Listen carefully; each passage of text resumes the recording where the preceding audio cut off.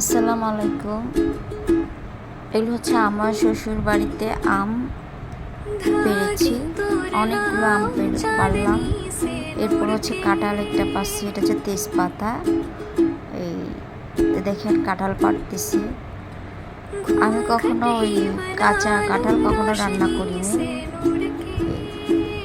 এটাই ফার্স্ট কাঁচা কাঁঠাল রান্না করা। এটা অনেক টেস্ট হয়েছে।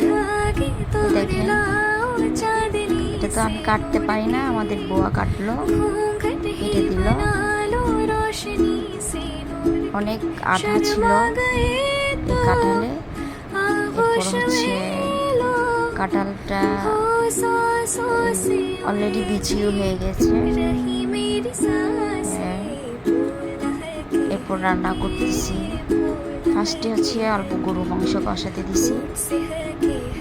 এরপর কষানো শেষ হওয়ার পরে এই কাঁঠালটা আগে হলুদ দিয়ে সিদ্ধ করে ফেলছি, সিদ্ধ করে ডিপে রেখে দিয়েছিলাম।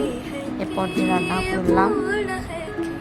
এখন সে সিদ্ধ করা কাঁঠালগুলো, কাঁচা কাঁঠালটা মাংসের সাথে দিয়ে দিছি। দিয়ে দেওয়ার পরে কিছুক্ষণ কষাইতে দিলাম।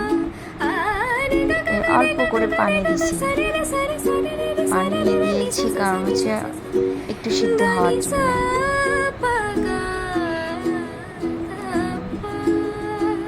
তো একটু পানি দিয়েছি, পানি দিয়ে এরপর একটু বাগার দিচ্ছি, একটা পেঁয়াজ দিয়ে, জাস্ট তেল দিয়ে একটু বাগার দিয়ে কিছুক্ষণ রাখার পর নামিয়ে ফেললাম। এই হচ্ছে আমার কাঁঠাল রেসিপি।